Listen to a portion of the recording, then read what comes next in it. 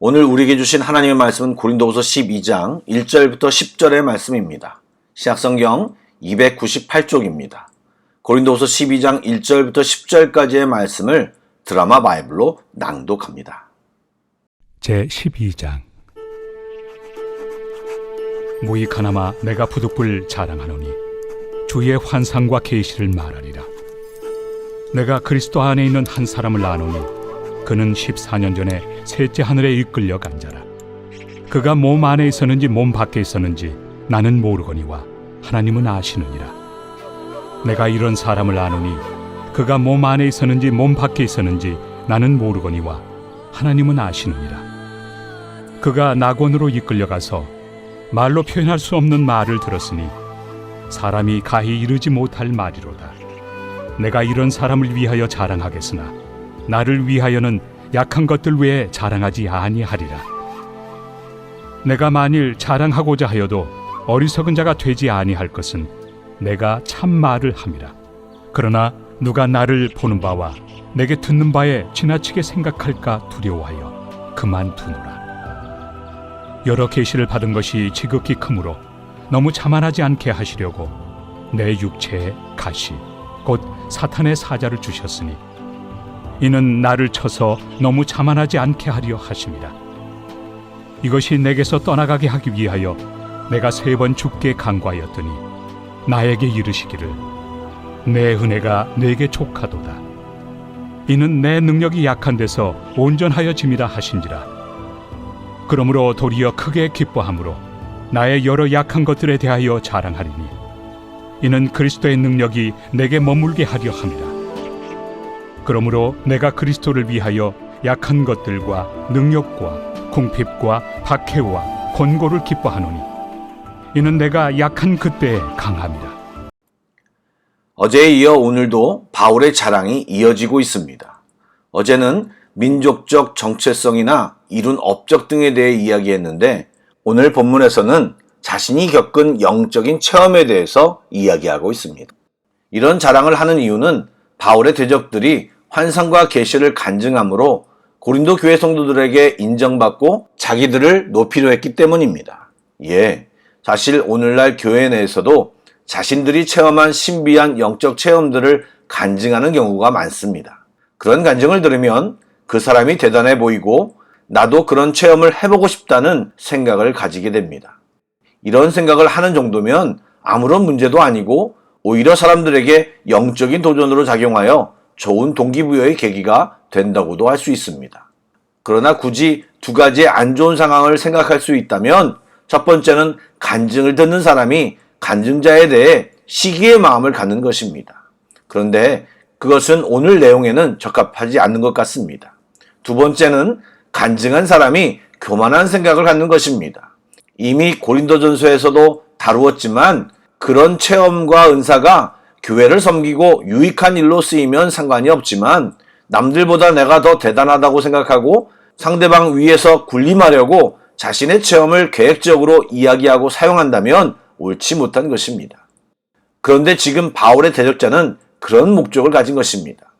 사실 신비 체험에 있어서는 바울을 능가할 사람이 그리 많지 않습니다. 바울은 앞에서 자신이 다메섹에서 광주리를 타고 도망쳤던 이야기를 했는데 사도행전을 보면 그가 다메섹을 빠져나와 아라비아에 한동안 있었음을 알려주는데 안디옥 교회로 가기 전까지 그의 행적을 제대로 소개하지 않고 있음을 발견합니다. 성경학자들은 그때 바울이 광야에서 기도하며 놀라운 영적 체험을 했다고 생각하는데 그것을 바울이 일부러 밝히려 하지 않는 것으로 추측하고 있습니다. 그렇지만 현재 특별한 상황 속에서 고린도 교회 성도들을 가르치려고 살짝 셋째 하늘, 소위 3층천에 이끌려 올라간 신비 체험을 이야기하고 있는 것입니다. 바울은 자신이 경험한 세계가 인간의 언어와 상상을 초월한 곳이기 때문에 말로 설명한다고 했을 때 괜한 오해가 생길까봐 자세한 내용을 말하지 않습니다. 그리고 그런 자신의 체험을 자랑하는 것은 어리석은 일이기에 오히려 자신의 약함을 자랑하겠다고 선언합니다. 신비 체험은 좋은 것이고 영적으로 성장하는 계기가 될 수 있습니다. 그러나 그것은 결코 자랑하라고 주어진 것이 아닙니다. 오히려 더 알았고 체험했으므로 더 낮아지고 겸손해지라는 하나님의 명령입니다. 이어지는 말씀은 다소 의외입니다. 보통 간증 중에 많은 것이 무엇입니까? 정확한 통계를 내보지 않았지만 치유 이적이 제일 많을 것입니다. 그런데 바울은 정반대 이야기를 합니다. 무엇입니까? 바로 그는 자신이 육체의 가시를 가지고 있다고 말했습니다. 정확히 어떤 병인지는 알 수 없지만 대단히 고통스러운 것이었으며 그의 생애 동안 지속적으로 그를 힘들게 했습니다. 그 가시에 대해 학자들마다 분분한데 안질과 간질 같은 것이었다는 의견이 많습니다.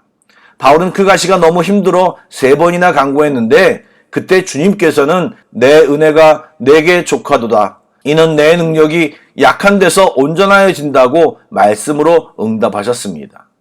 이 말을 잘 생각하면 신비한 영적 체험도 하고 실제 다른 사람의 병도 많이 고친 바울이지만 자기 자신의 병도 고치지 못하고 있음을 고백한 것입니다. 당시에는 강자를 숭상하는 문화였기에 병에 걸린 사람은 무엇인가 문제가 있는 사람으로 여기는 경향이 있었습니다. 그럼에도 바울은 자기의 질병을 드러내고 자기가 약하다고까지 말하고 있습니다. 더구나 역설적으로 자신의 약함을 크게 기뻐하며 자랑하겠다고 말합니다. 왜냐하면 자신의 약해짐으로 그리스도만 드러나기 때문입니다. 또 바울은 약함의 도, 즉 자신이 약할 때, 고난당할 때 내가 하나님을 의지하게 되고 그 결과 하나님의 능력이 내게 임하고 그 능력과 인도하심을 경험하게 된다는 사실을 발견하고 자신의 약함을 자랑한다고 그는 고백하였던 것입니다. 사랑하는 여러분, 은사와 체험은 자기를 높이라고 다른 사람을 자기의 영향력 아래 두라고 주신 것이 아니고 예수님을 드러내고 다른 사람들을 섬기라고 허락하신 것입니다. 자신의 신앙관과 가치관이 혹시 바울의 대적들처럼 잘못 왜곡되었는지를 돌아보고 바울처럼 주님을 의지하고 주님을 바라보고 그분이 높아지고 영광 받으시는 삶이 올바른 그리스도인의 삶이라는 것을 잊지 마시기 바랍니다. 아멘. 기도하겠습니다. 신실하신 하나님, 오늘도 우리를 지켜주심을 믿습니다. 때로 헷갈리고 마귀의 유혹으로 넘어지지만 또 일어서게 하시고 주님을 바라보게 하여 주옵소서. 주님을 사모하게 하시며 주신 은혜를 잘 간수하게 하시고 또한 은혜에 합당한 삶을 살게 하여 주시옵소서. 내 중심으로 흐르는 신앙생활을 주님께로 어려움 속에 있는 이웃을 향해 돌리게 하시고 주님처럼 주고 섬기는 삶을 살게 하여 주시옵소서. 오늘도 주님을 바라보는 자들에게 놀라운 은혜와 위로와 기쁨과 승리가 넘치게 하여 주시옵소서. 예수님의 이름으로 기도드립니다. 아멘. 계속해서 찬양 한 곡을 묵상하시고 합심기도와 개인기도로 나아가겠습니다.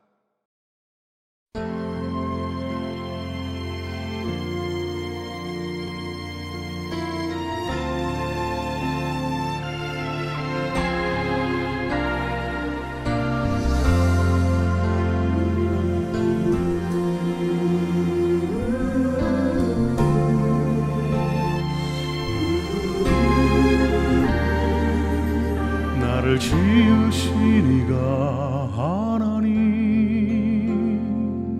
나를 부르신 이가 하나님,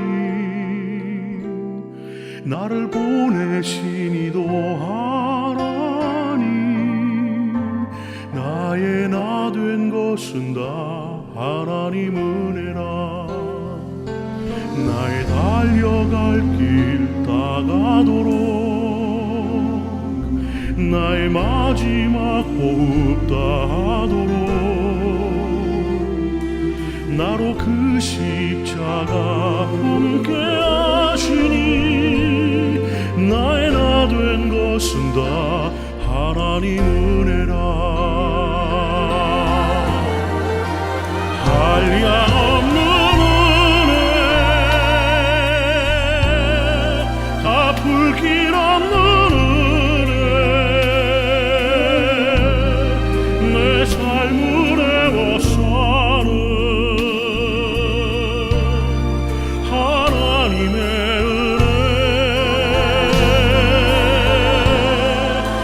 주저함 없이 그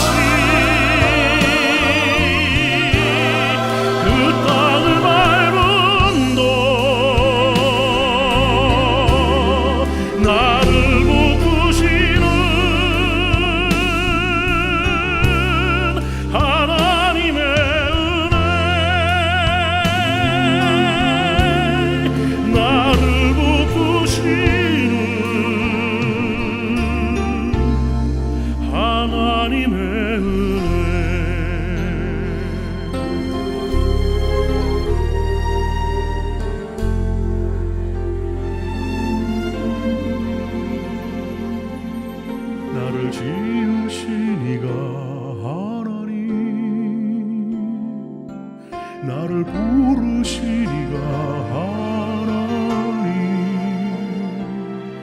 나를 보내시니